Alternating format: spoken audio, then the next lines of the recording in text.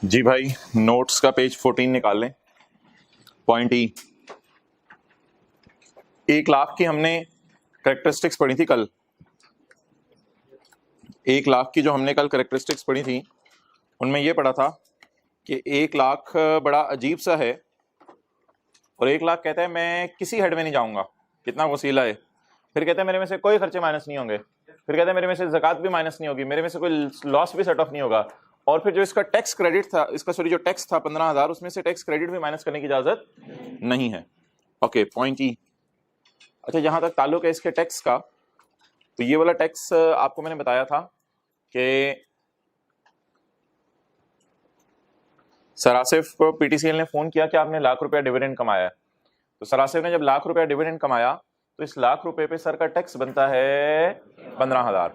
ये 15,000 रुपया जो है वो सर आसिफ ने हुकूमत के खजाने में जमा खुद जाकर नहीं करवाना, बल्कि ये 15,000 जो है वो क्या होगा, सर आसिफ को कंपनी ₹1,00,000 देते हुए 15,000 रुपये काट लेगी और 15,000 रुपये कंपनी हुकूमत के खजाने में जमा करवा देगी और सर आसिफ को 85,000 दे देगी। तो ये टैक्स सर आसिफ ने खुद जाकर जमा नहीं करवाना। Okay, point number E, the liability of a person shall be खत्म। आपकी लायबिलिटी डिस्चार्ज हो गई है, आपकी लायबिलिटी खत्म हो गई है। If the tax has been deducted by PTCL, अगर टैक्स पीटीसीएल ने क्या कर लिया, डिडक्ट कर लिया, तो आपकी लायबिलिटी खत्म हो गई है।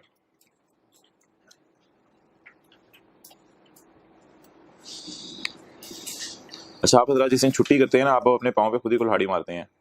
और भाई ये सीए ना फुल टाइम का काम है, ये कभी आना कभी ना आना, कभी वीकेंड करीब है घर चले जाना, कभी फिर मंडे को छुट्टी कर लेना, तो फिर सीए मुश्किल हो जाएगा आपसे। ये तो फुल टाइम जो आएंगे रोज़ाना का रोज़ाना काम करेंगे, उनके लिए चीज़ बनी हुई है। तो अगर आप लोगों ने इस तरह करना है तो फिर देख लें, आपकी अपनी मर्जी है। और ऑनलाइन वाले भी लेक्चर छोड़ रहे होते हैं, फिर आखिरी दिनों में लेक्चर नहीं कवर हो रहे होते, तो ये इस तरह नहीं चल सकता सीए। मैं सीरियसली बता रहा हूँ, ऐसी टाइम ज़ाया करेंगे फिर आप अपना इन चीज़ों में। फिर 6 महीने, साल, 1.5-2 साल बाद जाके लोग कह रहे होते हैं अब हम क्या करें, सीए भी नहीं हो रहा, कुछ और भी नहीं हो रहा। सीए करना है तो ये फुल टाइम का काम करें। ये बीच में कभी ये चीज़ शुरू कर दी, कभी वो चीज़ शुरू कर दी, कभी आज छुट्टी कर ली, कभी कल छुट्टी कर ली, मुश्किल हो जाएगा आपके लिए। पॉइंट एफ, और जो फुल टाइम दे रहे हैं उसके लिए आसान है। अच्छा भाई, the person will be required to furnish return of income. उस बंदे ने रिटर्न ऑफ इनकम जमा करवानी है, उस बंदे ने रिटर्न ऑफ इनकम जमा करवानी है।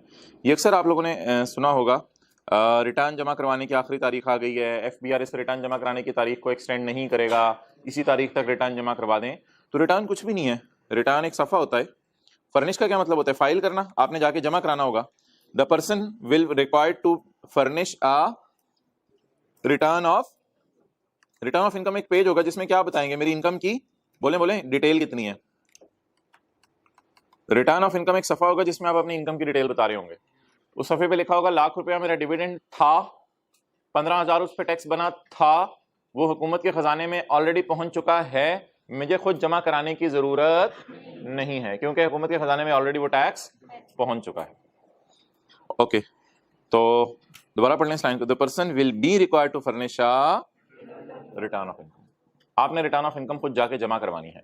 रिटर्न ऑफ इनकम में आप क्या बताएंगे कि मैंने टैक्स जमा करवा दिया है या मेरा टैक्स हुकूमत तक पहुंच चुका है, मेरा टैक्स हुकूमत तक पहुंच चुका है। ठीक है, क्योंकि आप मुझे खुद टैक्स जमा करिए, पहली रो में जगह बना दें, टाइम पे है करें, तो ये भी बैग उधर करें, सेकंड रो में भी जगह बना के रखा करें, पूरी क्लास में भी यही चलता रहता है। और एक टाइम है यार, कल से 7:15 में दरवाजा बंद कर दो। अब आप रात भी अब बीच में आएंगे, कहीं बैठने की कोशिश करेंगे। The person will be required to furnish return of income. आपने अपनी इनकम की डिटेल हुकूमत को जमा करवानी है। ओके, तो डिविडेंड वाले की 5 कैरेक्टरिस्टिक्स बता दें। ये नॉर्मल इनकम वाले ने भी जमा करानी होती है, ऐसा नहीं कि फाइनल वाले ने जमा करानी है। ये कोई ऐसी कैरेक्टरिस्टिक नहीं है जो नॉर्मल वाले की नहीं है, ये नॉर्मल वाले की भी है। नॉर्मल वाले ने भी क्या हुकूमत को जमा करानी होती है, अपनी इनकम की डिटेल फाइल करनी होती है। ओके, बताएं जी, ₹1,00,000 किसी हेड में, 1,00,000 में से खर्चे माइनस, 1,00,000 में से ज़कात माइनस नहीं होगी, 1,00,000 में से कोई लॉस माइनस नहीं होगा, 1,00,000 पे जो 15,000 टैक्स बना था उसमें से कोई टैक्स माफ, लायबिलिटी उस बंदे के ऊपर खत्म हो जाएगी जिसका टैक्स कंपनी काट ले। और इन द एंड ये बंदा ये बात नहीं कि हुकूमत को बताएगा ही नहीं मैंने कितना कमाया। हो सकता है एक वक्त में एक बंदे को 2-3 जगह से डिविडेंड मिल रहा हो, तो ये हुकूमत को डिटेल जाके जरूर जमा कराएगा मुझे किस किस कंपनी से कितना कितना डिविडेंड मिला। आपने भी छुट्टी की थी। Section 6, tax on certain payment to non residents. Non residents को सर्टन पेमेंट्स हैं, उस पर आपने जो है वो टैक्स जमा करवाना है। ओके, भाई ये वाला बैग नीचे हुक पे लटका दो। अब आगे आए, इधर इधर भी एक जगह बना दें। आओ आगे आगे, उस लास्ट रो में भी जगह बना दें, इस रो में भी एक बना दें, उस रो में लास्ट रो में जगह बना दें। जल्दी आओ आगे, आप उधर हो जाए ना।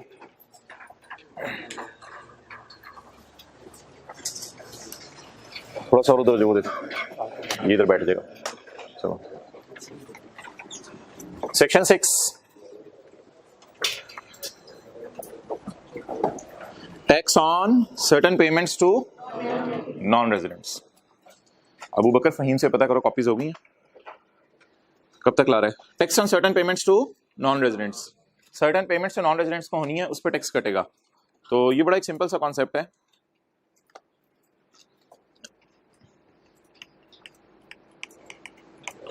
कोई भी नॉन रेजिडेंट है तो उसको होंडा पाकिस्तान ने अप्रोच किया, होंडा जापान को, कि आप हमें टेक्निकल सर्विस दे दो, टेक्निकल सर्विस दे दो। चलिए किसी इंडिविजुअल को अप्रोच किया, कोई उधर जो है वो इंजीनियर था, कोई इंडिविजुअल था जापान में, उससे अप्रोच किया कि आप हमें टेक्निकल सर्विस दे दो। अब बताएं कौन बंदा कहाँ आके सर्विस देगा? नॉन रेजिडेंट बंदा इसलिए होगा कि 10-15-20 दिन के काम करने आ जाएगा, 15-20 दिन के लिए पाकिस्तान में काम करने आ जाएगा और टेक्निकल सर्विस देके चला जाएगा, मशीन को कैसे चलाते हैं, ऑपरेट करते हैं, इसकी मेंटेनेंस कैसे करते हैं। तो नॉन रेजिडेंट बंदा होंडा पाकिस्तान को क्या देगा? सर्विस देगा। अब नॉन रेजिडेंट बंदा जब सर्विस देगा तो होंडा कार्स ने अगर इससे एग्री किया है कि हम तुम्हें लाख रुपया पे करेंगे, तो ये लाख रुपए की जगह इसको पे करेंगे 80। लकीली ये रेट भी डिविडेंड जैसा है 15%, तो लाख की बजाय 15,000 काट के 85,000 85,000 पे करेंगे और 15,000 हुकूमत के खजाने में जमा करवा देंगे। तो अब इस इनकम की नेचर क्या है? ये इनकम ना सैलरी है, ना बिजनेस है, ना कैपिटल गेन है, ना अदर सोर्स है। आज फाइनल टैक्स रिजीम की दुनिया में एक और इनकम ऐड कर रहे हैं हम, बल्कि अगर मैं सेफली कहूं ये हमारे सिलेबस की फाइनल टैक्स रिजीम की आखिरी इनकम है। हमारे सिलेबस में फाइनल टैक्स रिजीम में सिर्फ 2 इनकम्स है, एक इनकम हमने डिविडेंड पढ़ी है, एक और मिसाल दी थी वो आउट ऑफ सिलेबस थी एक्सपोर्ट सेल, और एक अगली मिसाल दे रहा हूं, आखिरी मिसाल आज। नॉन रेजिडेंट बंदा, इसने शेयर खरीदे हैं जो इसके डिविडेंड मिल रहा है, ना ना ना ना, खुद आया है, इसने आके कुछ मशीन वगैरह चलानी सिखाई है, उसके इसने लाख रुपए मांगे हैं, हमने टैक्स काट के उसको कितने पैसे दे दिए हैं? 85,000, 15,000 हुकूमत के खजाने में चले गए। चलें जी इसको पढ़ें। अब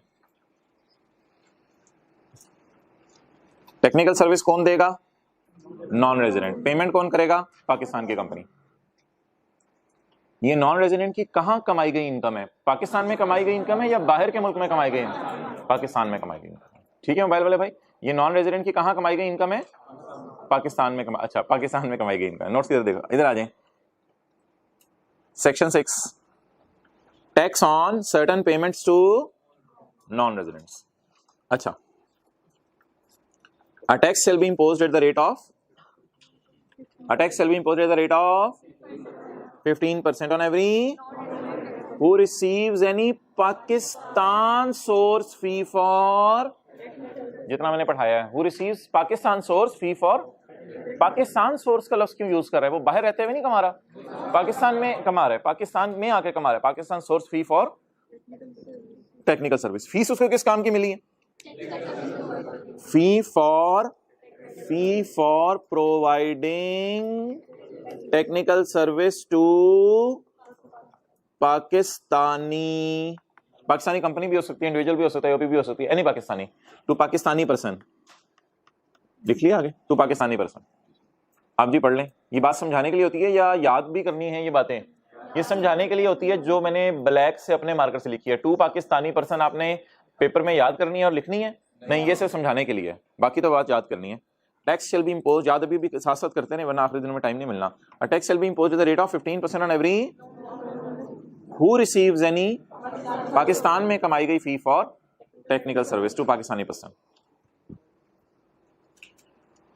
अच्छा, कुछ लोग ऐसे होते हैं वो पाकिस्तान आते नहीं, वो बाहर रह के ऑफ शोर, बाहर रह के डिजिटल सर्विसेज देते रहते हैं।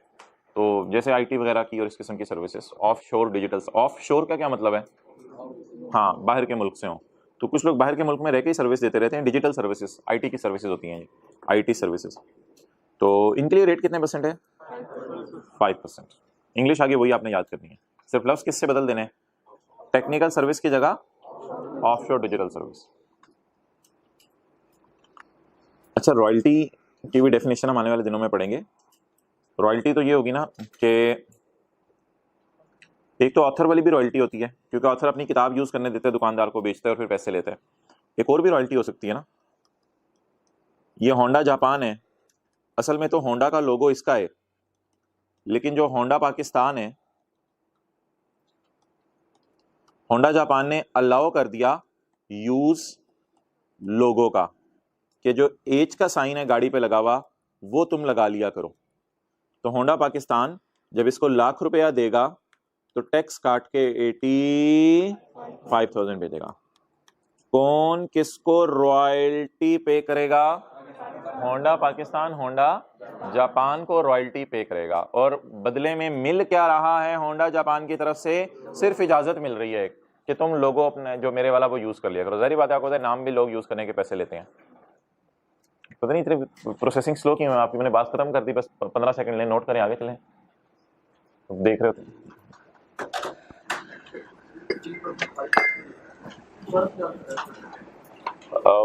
होंडा पाकिस्तान एक कंपनी बनी, तो उसने कहा कि मैंने गाड़ी के पीछे एच का साइन लगाना है। होंडा जापान ने कहा ये तो हमारा नाम है, हम नहीं आपको यूज करने देंगे। इन्होंने कहा यार को पैसे ले लो, यूज करने दो अपना नाम।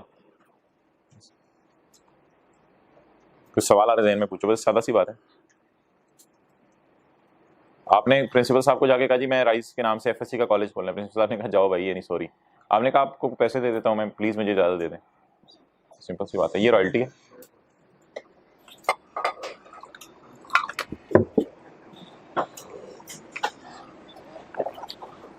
बस अब सिर्फ ये देखें इधर से जा क्या रहा है, उधर से आ क्या रहा है। इधर से क्या जा रहा है? इजाजतनामा। लोगों नहीं जाएगा, वो एच छाप छाप के नहीं भेजेंगे। इधर से इजाजतनामा जा रहा होगा और उधर से पैसे जा रहे होंगे बदले में। तो रॉयल्टी पे कौन करेगा? होंडा पाकिस्तान।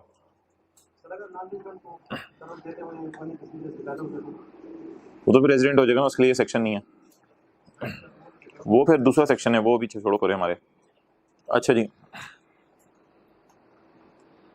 आप पढ़ें जो मैं अंडरलाइन कराऊं। A tax shall be imposed at the rate of on every Honda Japan, on every Honda Japan. वो क्या कर रहे हैं? हु रिसीव्स एनी, पाकिस्तान में आके क्या कमा रहे हैं? रॉयल्टी। तो अब तीन बातें होगी ना, अगर रॉयल्टी कमाएं होंडा जापान जैसे कमा रहे हैं, या टेक्निकल सर्विस पाकिस्तान में आके दें, तो ऐसी सूरत में कितने % टैक्स कटेगा? और अगर कोई बाहर के मुल्क से रहते हुए आईटी की सर्विसेज दे दे, तो हम उसे लाख रुपए की बजाय 95,000 भेजेंगे, क्योंकि इस सूरत में टैक्स रेट क्या है? 5%। अगली वही बातें, the rate of tax shall be applied on the, rate किस पे लगेगा? ग्रॉस अमाउंट पे। Mister Ching Chong came to Honda Pakistan during, पहली वाली हमारी example, during 2017 for providing technical services for, इसलिए non resident. The fee charged by him was 2 million. उसने कहा 20 लाख रुपए लूंगा। He incurred the following expenses. उसने हवाई जहाज पे आया, वो रिहाइश की, कीड़े मकोड़े खाए 15,000 रुपए के। तो calculate the net amount to be paid to him by Honda. Honda ने उसको कितने पैसे देने हैं? अच्छा जी, अब आप मुझे बताएं कि ग्रॉस रिसीट कितनी है? 2 मिलियन, 20 लाख रुपया। तो क्या इसको खर्चे माइनस करने की इजाजत है? तो 2 मिलियन पे कितने % टैक्स कटेगा? 15%। तो लाख रुपए की बजाय अगर 85,000 भेजते हैं तो 20 लाख की बजाय 17 लाख उसको भेजा जाएगा। तो इसका मतलब है इनको हम काट देते हैं, ये पेपर में इग्नोर करने हैं। जिस तरह डिविडेंड में कल एक एग्जांपल दी थी, खर्चे इग्नोर करने हैं। तो बोले खर्चे माइनस करके रेट लगेगा या खर्चे माइनस किए बगैर? खर्चे माइनस किए बगैर। व्हाट इज ग्रॉस अमाउंट जिसको हाईलाइट करना है? 2 मिलियन। जो फीस उससे एग्री हुई, फीस क्या एग्री हुई थी उससे? आजा तू पाकिस्तान, तेरे वारे न्यारे कर देंगे, तुझे 20 लाख दे देंगे। जब वो जाने लगा तो हम वारे तो नहीं कर सके, न्यारे कर दिए, 17 लाख दिए उसको। वो रोने लग गया, यार ये क्या हो रहा है मेरे साथ, तुम लोग पाकिस्तानी 20 लाख कह के 17 लाख देते हो। तो उन्होंने कहा नहीं भाई, इमरान खान भी तो है ना यार, ये तो नहीं 20 लाख कह के तुझे 17 लाख दे रहे हैं, तो इधर का पैसे आके कमा रहा है तो टैक्स भी तो देके जा। तो अगेन इसको भी खर्चे माइनस करने की इजाजत नहीं है, जिस तरह कल डिविडेंड में पढ़ा था। The tax of rate shall be applied on the gross amount. Tax किस पे लगाया जाएगा जी? 2 मिलियन के ऊपर लगाया जाएगा। ओके,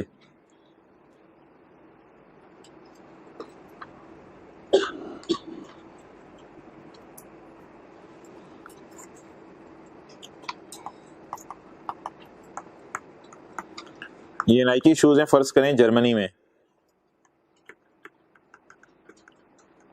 ये इसकी एक पाकिस्तान में ब्रांच है। तो बाटा ने इसको अप्रोच किया कि यार हमने कुछ जॉगिंग के लिए जूते बनाने हैं, तो आपका डिज़ाइन और मॉडल यूज़ करना है। तो इसमें हम आपको आपका नाम यूज़ तो नहीं कर रहे, लेकिन आपका डिज़ाइन मॉडल यूज़ करना है, तो इसके लिए थोड़ी सी आप हमें टेक्निकल सर्विसेज वगैरह दे दें, तो उसकी मद में आप हमसे पैसे ले लीजिएगा। तो बाटा ने अप्रोच किया नाइकी जर्मनी को, ये बॉर्डर है, झाड़ियाँ बना देते हैं। तो बाटा ने अप्रोच किया जर्मनी को, जर्मनी ने कहा भाईजान इधर चले जाएं, हमारी ब्रांच है पाकिस्तान में, पाकिस्तान में जो ब्रांच है नाइकी की, आप इधर चले जाएं। आपको क्या हमारे पास इतना बार आ रहे हैं, आप अंदर अंदर आपका काम हो रहा है, आप कराची में बैठे हैं, लाहौर में चले जाएं, लाहौर में हमारी ब्रांच है, उनसे जाके आप कहें, वो आपका काम कर देंगे। पेमेंट आपने हमें करनी है या उससे करनी है, वो हमारा काम है, वो हम आपको बाद में बता देंगे। बहरहाल आप इधर जाएं, फलां बंदा है जेम्स बॉन्ड, वो इधर होगा, तो उससे रब्ता कर लें आप। क्लियर? तो अब इसका नाम मुश्किल सा पड़ जाएगा पाकिस्तान ब्रांच का, परमानेंट एस्टेब्लिशमेंट। क्या है?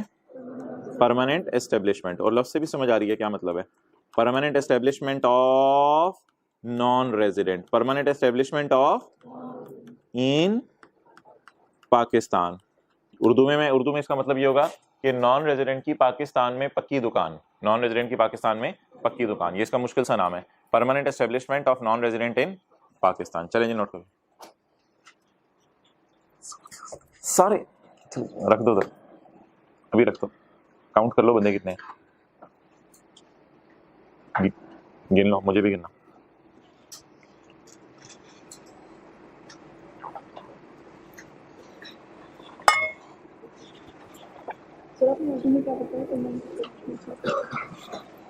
नॉन रेजिडेंट की पाकिस्तान में पक्की दुकान, परमानेंट एस्टेब्लिशमेंट।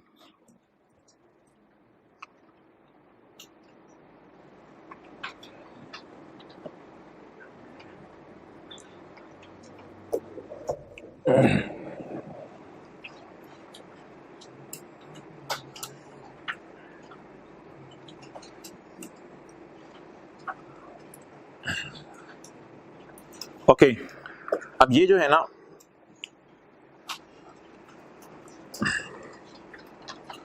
यहां 15% टैक्स नहीं लगेगा, यहां 15% टैक्स नहीं लगेगा, जितनी है, अच्छा जितनी शॉर्ट है ले आओ, ज्यादा ले आओ शक, यहां 15% टैक्स नहीं लगेगा, क्योंकि असल में ना 15% टैक्स उधर हम इसलिए भी लगाते थे, अक्सर ये लोग भाग जाते थे, बाहर से आते थे, तो इधर तो भागने का डर ही नहीं, इधर तो ये दुकान पाकिस्तान में इनकी बनी हुई है, तो इधर 15% टैक्स, अगर 15% टैक्स नहीं लगेगा तो क्या लगेगा?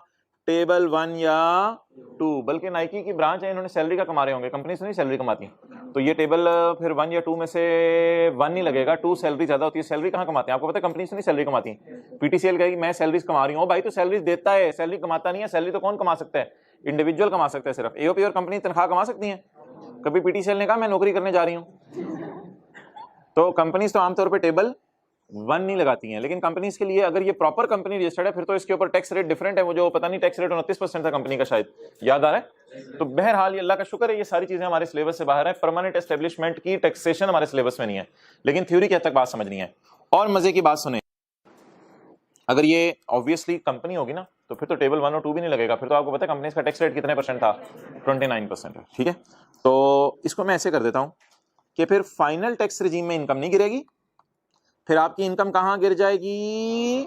नॉर्मल टैक्स रिजीम में। और एक और मजे की बात सुन लें, लॉ मेकर यहां तक कहने में चला गया कि ये पाकिस्तान की पक्की दुकान की इनकम फ्रॉम बिजनेस है। हालांकि आप कह सकते हैं ये इसका कारोबार तो नहीं है सर्विसेज देना, लेकिन बस जो चीज लॉ मेकर वाज़ेह तौर पे कहते हैं फिर हमने उसी हेड में डालनी होती है। तो बता दें, अब जब ये इनकम फ्रॉम बिजनेस हो गई तो ये कौन सी दुनिया में चली गई? नॉर्मल दुनिया में चली गई, या ये उसी दुनिया में रही, नॉर्मल की दुनिया में चली गई? एक मिनट,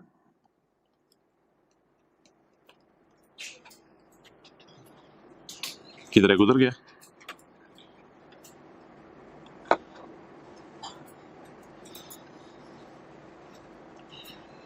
अच्छा जी, अगर नॉन रेजिडेंट की कोई पक्की दुकान नहीं है, जैसे कि अभी से 5 मिनट पहले हमारी बातें हो रही थी, अगर नॉन रेजिडेंट की कोई पक्की दुकान नहीं है तो उसकी इनकम, पॉइंट नंबर 3 अगर मैं बनाऊं सेक्शन नंबर 6, तो उसकी इनकम यहां फॉल करेगी।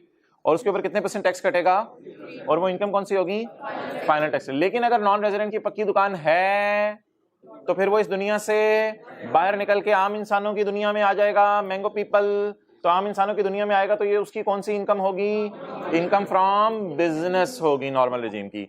तो अगर नॉन रेजिडेंट पाकिस्तान में उसकी कोई दुकान मौजूद नहीं है और फिर हमें सर्विसेज देता है तो ये नॉन रेजिडेंट की कौन सी इनकम होगी, फाइनल टैक्स की। और अगर नॉन रेजिडेंट पाकिस्तान में आकर हमें सर्विसेज, यानी कि पाकिस्तान में पक्की दुकान है उसकी, मादरत आकर नहीं, पाकिस्तान में पक्की दुकान है उसकी, और फिर वो हमें सर्विसेज दे, तो ऐसी सूरत के अंदर वो उस पक्की दुकान की कौन सी इनकम बन जाएगी, और फिर उसमें से खर्चे भी माइनस करने की इजाजत होगी। न्यूमेरिकली ये बातें नहीं आनी, सिर्फ थ्योरी की हद तक हमने समझनी है। चलें जी, नोट कर लें, ये फाइनल टैक्स वाली इनकम नहीं होगी 15%, बल्कि इसकी नॉर्मल रिजीम की इनकम होगी, income from business.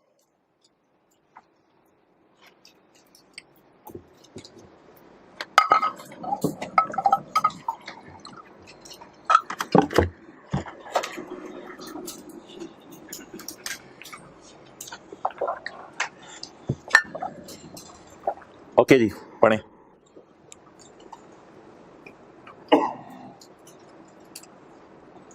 However, tax will not be लगा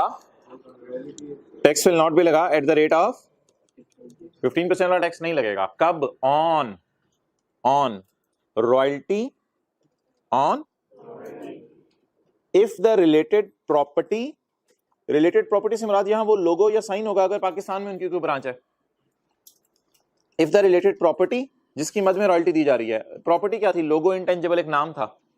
if the property is connected with a पक्की दुकान in Pakistan of similarly fee for technical service और fee for if the services are provided by a पक्की दुकान in Pakistan of non resident person. अच्छा जी, ये बात तो दोनों में कॉमन है।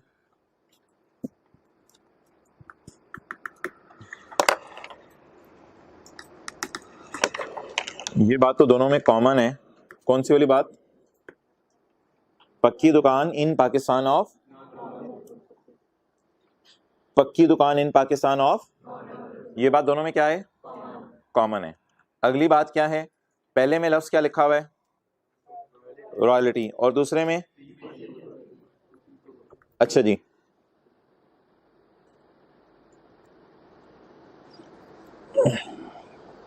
देखें भाई, फी फॉर और ऑफशोर रॉयल्टी, ठीक है जी।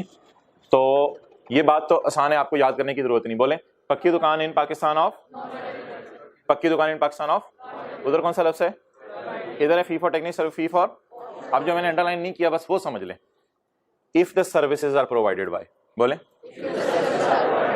And if the property is connected with, तो प्रॉपर्टी लिख लें। प्रॉपर्टी इन रॉयल्टी में क्या होती है, लोगो, साइन एटसेट्रा, कुछ चीजें होती हैं, डिजाइन, मॉडल, कई चीजें हो सकती हैं, लोगो, डिजाइन, मॉडल, ये इंटेंजिबल्स होते हैं, वैसे टेंजिबल नहीं होते, यानी इनको टच नहीं किया जा सकता। लोगो, डिजाइन, ये एक नाम होता है, एक एहसास, जैसे सॉफ्टवेयर होते हैं अक्सर, लेकिन सॉफ्टवेयर यहाँ नहीं है मुराद। ओके जी, आगे चलें।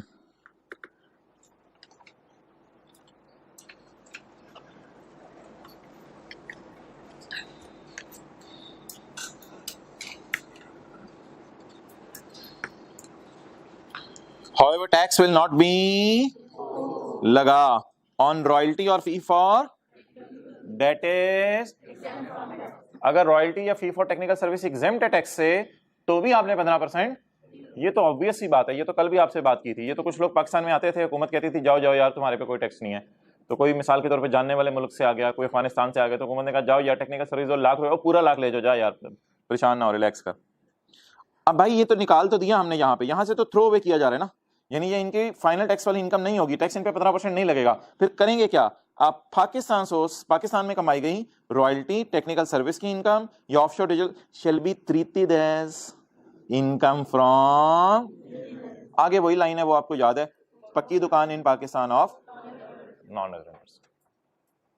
तो जो मेन बात ऊपर याद करनी है उसको भी हमने हाईलाइट कर लिया, if the property is connected with and if the services are provided by, वो थोड़ी सी डिफरेंट बात थी, बाकी आगे पीछे तो आसान चीज साथ जुड़ी हुई है।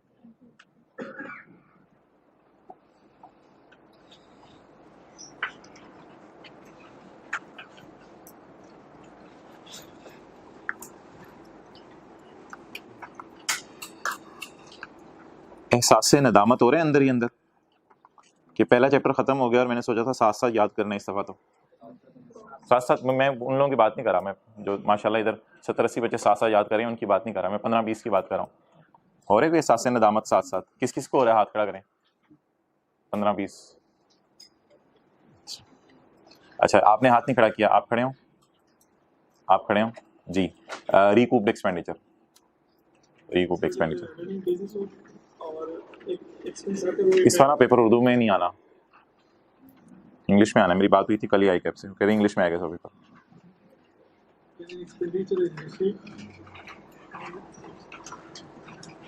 आपने हाथ क्यों नहीं खड़ा किया था एहसास से नदामत में? अगले भाई खड़े हो जाए, आपने भी नहीं हाथ खड़ा किया था एहसास से नदामत में, खड़े हो जाए। करेंसी कन्वर्जन, करेंसी कन्वर्जन किस किस को एहसास से नदामत हो रहा है? वो तरीफ है सबको।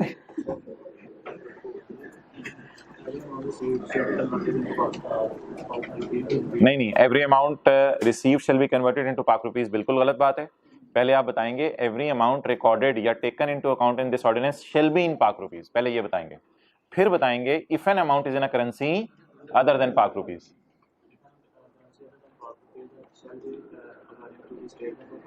Shall be according to State Bank of Pakistan, नहीं, the currency shall be converted on the rate prevailing on the date the transaction is taken into account based on the rate of State Bank of Pakistan।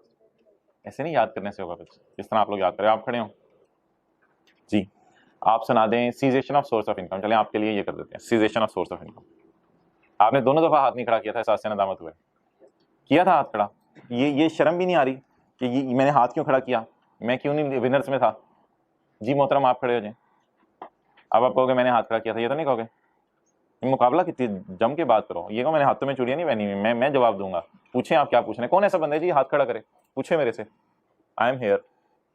चले bold को कोई बंदा, हद होगी यार, मैं कर रहा हूँ, बोले खड़े हो, मैं सब मेरे से पूछे, हाँ बताएं क्या बात है, पूछे ना। तो आप सवाल जब पूछ रहे होते हैं, पढ़ रहे होते हैं, ऐसे पूछ रहे होते हैं सवाल, मेरी बारी आती है, खड़े हो जाओ। कोई नहीं, ठीक है, रिकॉर्डिंग नहीं हो रही, कोई मसला नहीं, आपको सारा नजर आ रहा है, खैर है, नो प्रॉब्लम। आप बताओ मुझे cessation of source of income क्या? हाथ खड़ा किया था मैंने, मेरा हाथ ले जाए, मैं इधर ही बैठा हुआ है, बैठ जाए। क्या करें फिर, क्या हाल है ऐसे लोगों का? EFC वाले बच्चे बैठे हैं ना, इनको समझाना पड़ा हो, तरकीब देनी पड़ी हो, इतने बड़े हो गए हैं आप। घर में कहा था मैट्रिक कर लो, मजे हो जाएंगे।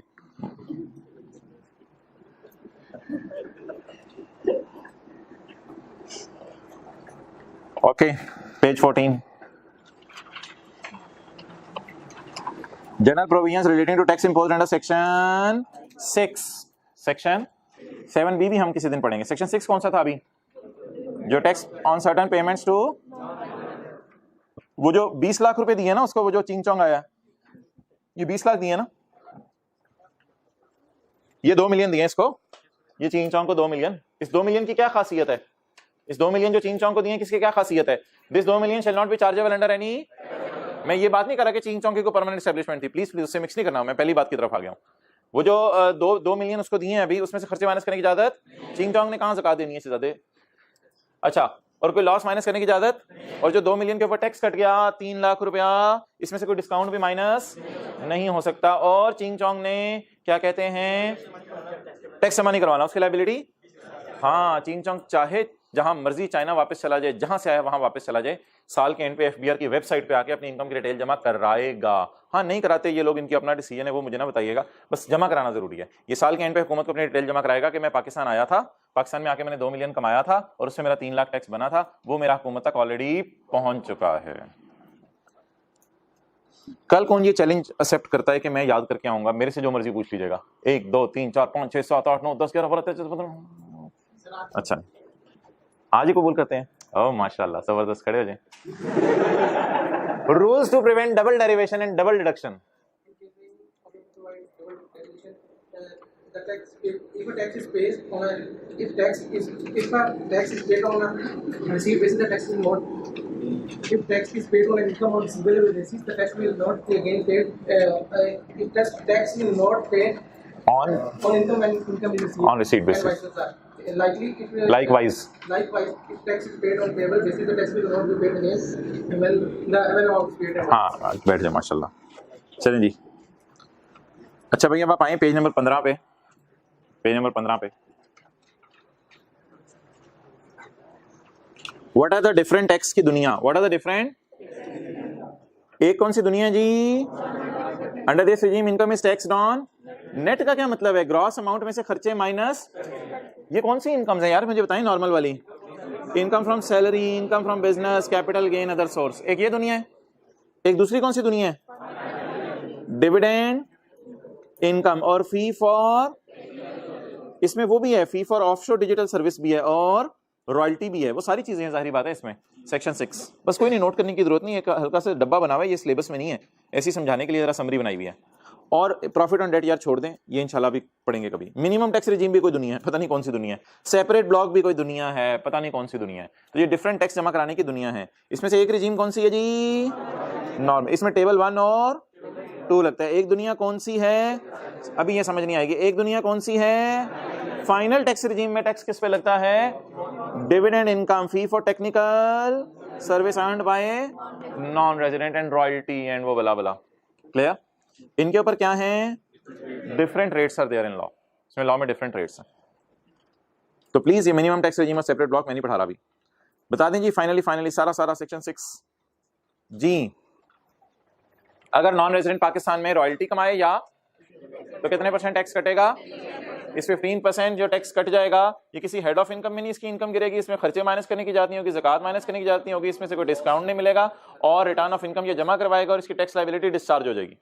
अच्छा जी, और अगर ये कोई और काम किया तो 5% रेट है, लेकिन रेट किस पे लगेगा, ग्रॉस अमाउंट पे। इन 3 सूरतों के अंदर 15% रेट नहीं लगाना, इन 2 सूरतों में वो इसकी इनकम फ्रॉम बिजनेस में गिरेगा, इन 2 सूरतों में क्या होगा, उसकी इनकम फ्रॉम, सी में तो है ही माफ ना, सी में तो है ही माफ, को बंदा बाहर के मुल्क से आया, हुकूमत ने उसकी शक्ल देखी, हुकूमत ने कहा यार तो बड़ा पढ़ा लिखा लग रहा है, चल तेरा इनकम ही माफ करते हैं, सी तो बात ही हो रहा है ना। ए और बी में क्या कह रहा है, बोले if the property is connected with, और बी में क्या कह रहे हैं, if the services are provided by. तो अगर पक्की दुकान के थ्रू यहां करें आप तो आपकी कौन सी इनकम है, normal regime income from business. और अगर यहां पक्की दुकान ना हो फिर भी नॉन रेजिडेंट कोई काम करके दे दे तो उसकी कौन सी रिजीम है, भाई आप बोल नहीं रहे, तो उसकी कौन सी रिजीम है, फाइनल टैक्स रिजीम। उदासी सी नहीं हो रही, ये खत्म हो गया चैप्टर, कुछ रह तो नहीं गया यार तेरे में, ये कह रहा है जाओ मेरी जान छोड़ो यार तुसी, नहीं तेरी जान नहीं छोड़नी, आज तुमने चैलेंज कबूल किया, तेरी जान ले लेंगे, तेरी जान छोड़ेंगे नहीं। चलें जी, धमाका लाओ जी, पॉज कर दो वीडियो जरा। ओके जी, इनकम फ्रॉम प्रॉपर्टी, कल मैंने कहा था कैपिटल गेन शुरू करेंगे, लेकिन मेरी मर्जी, इनकम फ्रॉम प्रॉपर्टी, तो मोहतरम घर किराए पे देना is your income from property, घर किराए पे देना इज इनकम फ्रॉम प्रॉपर्टी। इसमें मिसाल के तौर पे एक साहब कहते हैं ऑनलाइन जो क्लासों का डिसीजन ले चुके हैं ना, उन्होंने पता नहीं सीए फाइनल में भी उनको आदत पड़ जानी है ऑनलाइन क्लासों की, तो प्रिंटर ले ही लें, बहुत हो गई अब, मोबाइल बेचें, मोबाइल सस्ता वाला लें और बाकी जो पैसे बचे हैं उससे प्रिंटर ले लें। अच्छा भाई, ये मिसाल के तौर पे साल है 2010 का, तो इसमें जो रेंट है वो 8 महीने का रेंट रिसीव हुआ, 8 महीने का रेंट क्या हुआ जी, रिसीव हुआ 8 लाख, और 4 महीने का रेंट क्या है, रिसीवेबल है। 4 महीने का रेंट क्या है, आप बताएं, 12 लाख पे टैक्स, यानी कि आखिरी 4 महीने में किराएदार ने कहा यार मेरे को मसले मसाइल चल रहे हैं, मैं इंशाल्लाह दे दूंगा आपको पैसे, तो बताएं जी, अगर आपने घर किराए पे दिया और किराएदार ने कितने महीने का किराया दे दिया, 8 महीने का 8 लाख रुपया महीने का किराया था, और किराएदार ने कितने महीने का किराया देने का वादा कर लिया, लेकिन 12 महीने उसने घर यूज किया, 12 महीने उसने घर। अब मुझे पहली लाइन पढ़ के बता दें इनकम में कितना जाएगा, 12 लाख। क्यों, क्या लिखा हुआ है, खाली रिसीव्ड वाला इनकम होगा या रिसीवेबल भी, तो what is your income from property. माजरा थोड़ा नीट नोट नहीं हुआ, मैं आइंदा नीट नोट करूंगा, अभी नोट करें आप, मैं साथ साथ डिक्टेट करता हूं। 2010 का साल है, 8 महीने का रेंट रिसीव हुआ 8 लाख, आपने अपना घर किराए पे दिया हुआ, इस तरह सोच लें। ये नहीं कहना मैंने अपना ऊपर वाला पोर्शन किराए पे दिया, ऊपर वाले पोर्शन में टैक्स है आपके। अच्छा, और 4 महीने का किराया बोले रिसीवेबल है। 8 महीने का किराया रिसीव हो गया और 4 महीने का किराया रिसीवेबल है। इनकम में कितना जाएगा, 8 लाख या पूरा 12 lakh? 12 lakh is your income from property. ये रिसीव का लफ्ज लिखा हुआ है, ये रिसीवेबल का।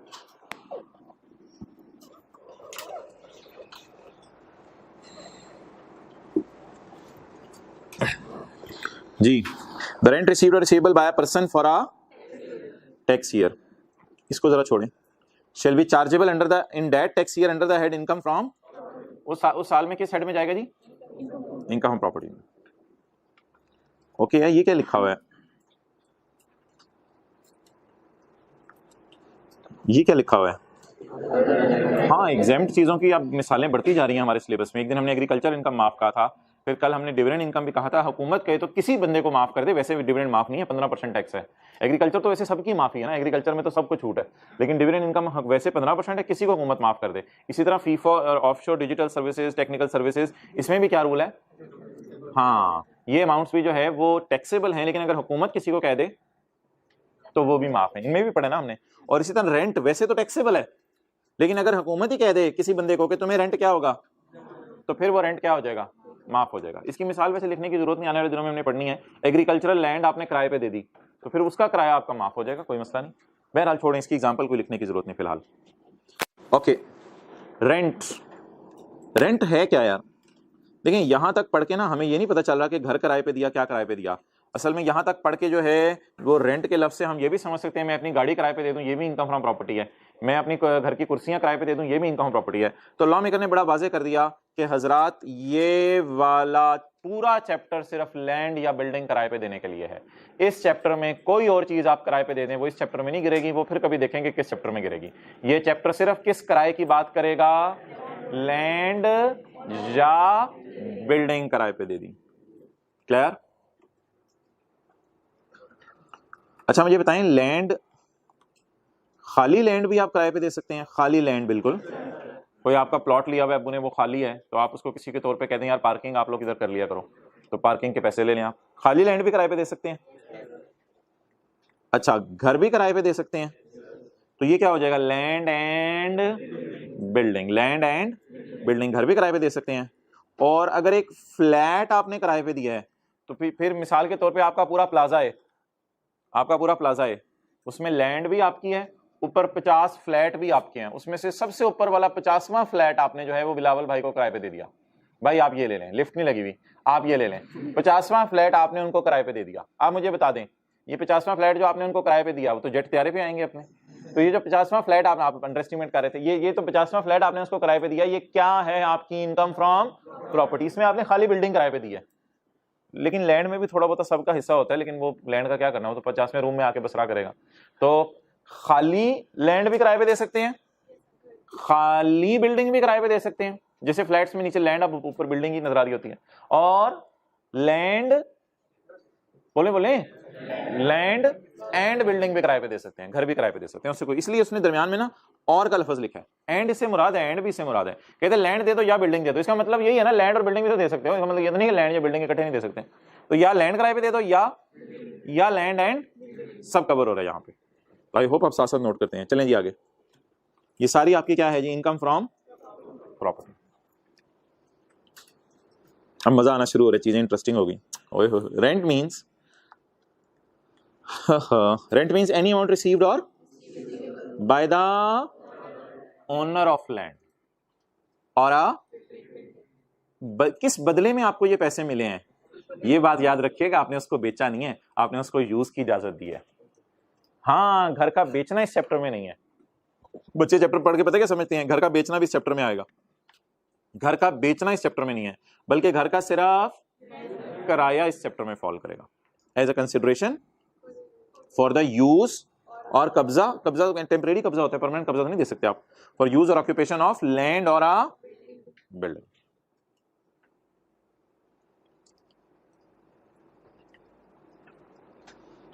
ओके,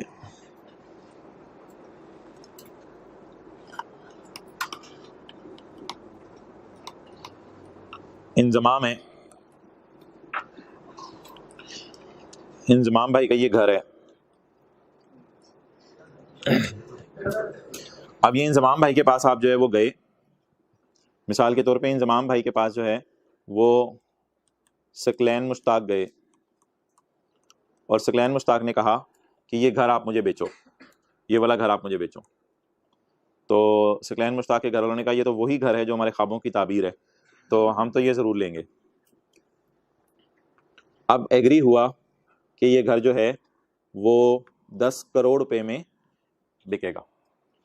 उसमें 1 करोड़ एडवांस पकड़ लिया, 1 करोड़ एडवांस पकड़ लिया। किसकी जेब में आया 1 करोड़ एडवांस? इंजमाम की जेब में। सकलैन मुश्ताक क्या है?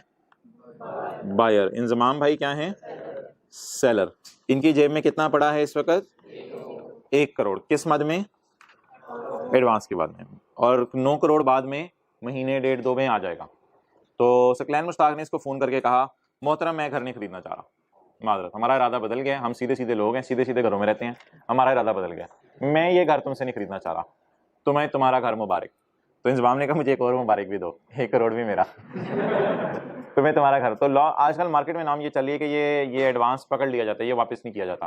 तो जी, तो इसलिए ये जो 1 करोड़ रुपया एडवांस में आपने दिया था ये इंजमाम की इनकम बन जाएगा। लेकिन प्लीज़ ये ना कहिएगा ये घर बेचने की इनकम है, घर बेचने की नीयत थी, बिका नहीं, तो जो पैसे आपके पास आ गए वो पैसे आपकी बोले इनकम फ्रॉम प्रॉपर्टी है।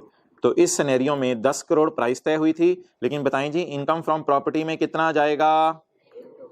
किसकी बुक्स में? इंजमाम की बुक्स में 1 करोड़ रुपया इनकम फ्रॉम प्रॉपर्टी। चलें, do not take more than 30 seconds.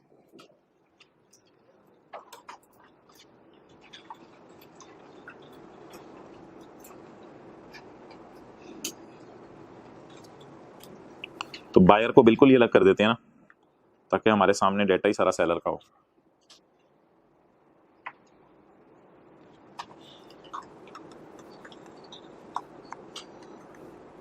दस का कुछ नहीं करना अब आपने पेपर में भाई, समझ आ गई? 10 का कुछ नहीं करना। 10 आना था या आ गया? आना था। उस 10 में से भी बल्कि 9 आना था, तो जितना आया वो इनकम में जाएगा।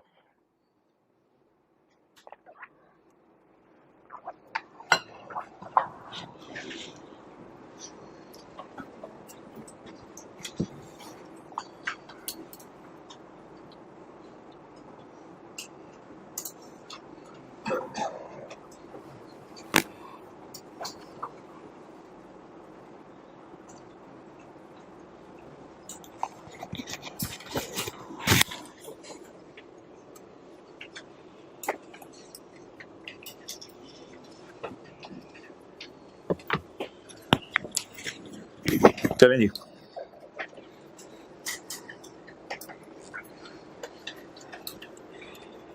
फोरफिटेड डिपॉजिट, इसको आप फोरफिटेड डिपॉजिट को इनिशियल डिपॉजिट भी कह सकते हैं अपने समझने के लिए, इनिशियल डिपॉजिट भी कह सकते हैं, एडवांस भी कह सकते हैं, बयाना भी कह सकते हैं, जो भी आप कहें।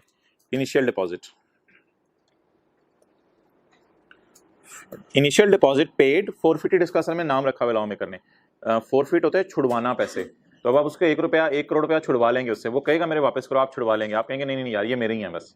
तो फोरफिट के लफ्ज़ के डीप डाउन जाने की जरूरत नहीं, बस लफ्ज़ याद रख लें, फोरफिट का लफ्ज़ याद रखें, लेकिन जहन में क्या कॉन्सेप्ट हो बोले?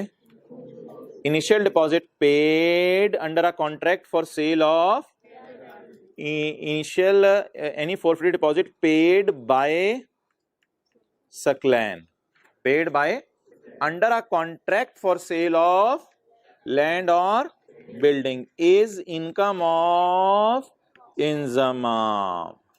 नोट नहीं करे, मुझे लगता है आप लोग मूड में नहीं आज। is income of Inzamam. जिसने is income of इंजमाम नहीं लिखा, जरा मुझे बताएं वो कौन है इधर बैठा हुआ, इशारा करते हैं ऐसे पीछे से उसके सर की तरफ। any property deposit paid under a contract for the sale of land or a building is income of Inzamam. Inzamam कौन था? ठीक है, ओरिजिनल ओनर था घर का, ओनर अभी भी वैसे यही है, तो खाली ओनर भी लिख सकता हूँ, ओनर यही है, पहले भी यही था, अब भी यही है, क्योंकि घर तो बिका ही नहीं। अच्छा इधर क्या लिखा हुआ है यार? ये मायदा लैंड का भी हो सकता है, बिल्डिंग का भी हो सकता है, घर का भी हो सकता है, जैसे भी कर लें। ओके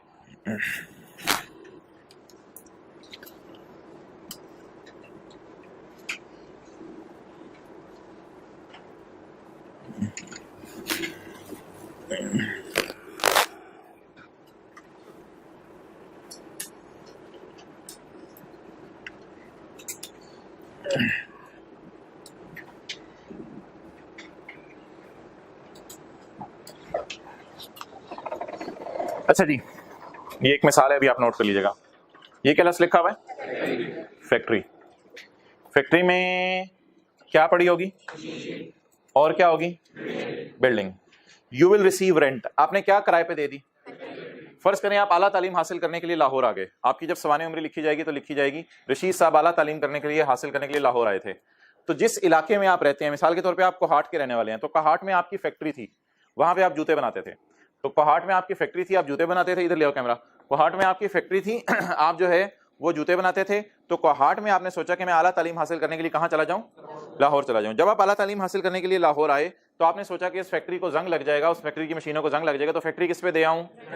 रेंट पे दे आऊँ। अब आप बताएं, आप लैंड या बिल्डिंग किराए पे दे के आएंगे या पूरी फैक्ट्री किराए पे दे के आएंगे? और जो बंदा उस फैक्ट्री को किराए के ऊपर लेगा वो इस वजह से किराए पे लेगा कि उसकी लैंड एंड बिल्डिंग बड़ी प्राइम लोकेशन पे है, या उसके अंदर पड़ी हुई मशीन की वजह से किराए पे लेगा? जाहिर बात है उसकी लैंड एंड बिल्डिंग का। अच्छा, मैं इधर इसलिए आऊँगा तो उधर देखे ना, उधर देखे जाने। अच्छा, तो लैंड और बिल्डिंग किराए पे लेगा वो बंदा, या फिर मशीन अंदर पड़ी होने की वजह से किराए पे लेगा? तो जाहिर सी बात है, अगर आप किसी को फैक्ट्री किराए पे दें तो फिर ये नहीं देखता अगला बंदा कि वो लोकेशन अच्छी है या नहीं, फिर वो ये अक्सर देखता है कि उसके बड़े अंदर मशीनें सही हैं या नहीं, क्योंकि उसने भी प्रोडक्शन करनी है। तो पहले आपकी फैक्ट्री थी, आपने बनाई, लेकिन बाद में आपने सोचा कि मैंने अब इसको इस्तेमाल नहीं करना, तो इसको किस पे दे दूं? रेंट पे दे दूं। अब आपको कितनी चीजों का किराया आ रहा होगा? 2 चीजों का, लैंड और बिल्डिंग का भी आ रहा होगा और साथ मशीन का भी आ रहा होगा। ओके, अब देखें जी, आप फैक्ट्री के ओनर हैं, आपने बिल्डिंग और मशीनरी किस पे दे दी? यू विल रिसीव, आप इसका रेंट रिसीव करेंगे। सेक्शन 15 का 3 हम पढ़ रहे हैं। 6 लाख रुपए आपको किराया किस मद में आया? बिल्डिंग के मद में। और 9 लाख रुपया किराया आपको मशीन की मद में। टोटल किराया 15 लाख। ये 15 लाख पूरा का पूरा आपकी इनकम फ्रॉम अदर सोर्स है। इसको कहते हैं ड्रॉप सीन। प्रॉपर्टी के चैप्टर में बैठे हुए हैं और बातें कहां की कर रहे हैं? जैसे आप क्लास में बैठ के मोबाइल पे लगे होते हैं, उसी तरह की ये बात कर रहे हैं। तो बैठे के चैप्टर में है और बता क्या रहा है? क्यों प्रॉपर्टी के चैप्टर में क्यों बता रहा है ये बात? क्योंकि देखने में लग रहा है कि ये इनकम फ्रॉम प्रॉपर्टी है, लेकिन असल में ये चैप्टर ना सिर्फ लैंड और बिल्डिंग को किराए पे देने के लिए बना है। इसलिए यहाँ पे बैक एंड पे जिस बंदे ने किराया दिया ना, उसके जहन में ये था कि मैं किसका किराया दे रहा हूँ? पूरी फैक्ट्री का किराया दे रहा हूँ। इसलिए बोले फैक्ट्रियों को किराए पे देना क्या है और घरों को किराए पे देना। अब कोई बच्चा क्लास के बाद ये तो नहीं सवाल आके पूछेगा कि अगर बिल्डिंग का किराया ज्यादा होता, 16 लाख होता और मशीन का 9 लाख होता, ये सवाल ना पूछेगा। मेरा जवाब यही रहेगा कि ये दोनों को जमा करेंगे और जमा करके ये टोटल इनकम कहां गिरेगी? बोले इनकम फ्रॉम। क्या ब्रेकअप जरूरी है या जरूरी नहीं है? ब्रेकअप जरूरी नहीं है। इसको अलग अलग स्प्लिट करना जरूरी नहीं है। हमारे लिए 15 लाख ही इनकम फ्रॉम अदर सोर्स में जाएगा। तो फैक्ट्री किराए पे देना इज योर इनकम फ्रॉम।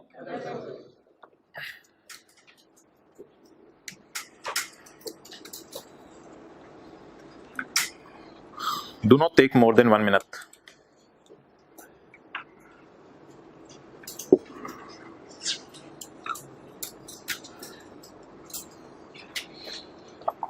साथ वाले को कहें यार ये चैप्टर ना मैंने साथ साथ याद करना है, ये ना मुझे मेरे पे चेक रखी, ये ना मैंने साथ साथ याद करना है। शाम को एक वॉइस नोट तुझे भेज के ना 5 मिनट में पूरा पेज सुना दिया करूंगा। कौन कौन ये करेगा अपने दोस्त? 5 मिनट में वॉइस नोट भेज के पूरा पेज सुना देंगे। 1, 1.5, पौने 2, 3 पूरा हाथ खड़ा करें। अम्मी आज तो आपने सुन के सोना है। अम्मी इस चैप्टर से ना सही मुझे खींच के रखें। आप आउट स्टेशन में कोई नहीं, मैं कॉल कर लिया करूंगा आपको। पेज की व्हाट्सएप तस्वीर भेज देता हूँ, आप पेज अपने सामने रख लें, मैं इधर से सुना दिया करूंगा आपको। ओके नहीं 1 मिनट नहीं, 1 मिनट तो पूरा होने वाला है मेरे ज्यादा। तो बोले फैक्ट्री किराए पे देना, उर्दू में लिख लें, फैक्ट्री किराए पे देना इनकम फ्रॉम अदर सोर्स है। फैक्ट्री किराए पे देना इनकम फ्रॉम अदर सोर्स है। ना भाई ना, नींद पूरी करके आएगा।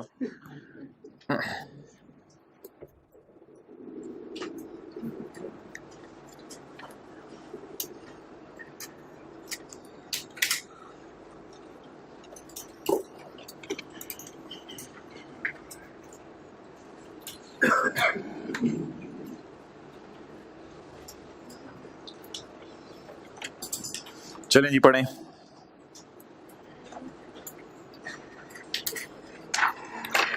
एनी किराया रिसीव्ड बाय अ पर्सन, यहाँ पर्सन से मराद यार ओनर होगा, फैक्ट्री का ओनर। एनी किराया रिसीव्ड बाय, मजा आने लग गया ना, थोड़ा सा टेक्स्ट का है। Any rent received by owner against the, बोले किराए पे देना ऑफ, ये बिल्डिंग बन भी जाती है फिर भी लोग इसे बिल्डिंग ही कह रहे होते हैं, बिल्डिंग। अच्छा, एनी किराया received by person against lease of building together with, तो बिल्डिंग के अंदर अगर प्लांट एंड मशीनरी डाल दें तो बाहर क्या आता है? बाहर कुछ नहीं आता, वो रहती फैक्ट्री है। Building together with plant and machinery को क्या कहते हैं आजकल पाकिस्तान में? बाहर के मुल्क में भी यही कहते हैं, factory. Rent received by person against lease of a factory shall be chargeable under the head income from other source. अच्छा, आंखें बंद करें, अपने चाचू जहन में लाएं।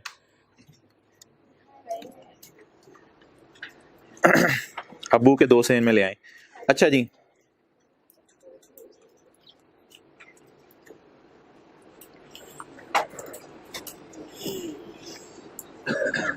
ये कितने कमरे हो गए जी? 4 कमरे हो गए। इसे क्या कहते हैं? फ्लैट्स। ठीक है जी, फ्लैट्स। इसमें ये जो रूम है, कौन सा रूम नंबर 4, ये जो रूम नंबर 4 है, इसका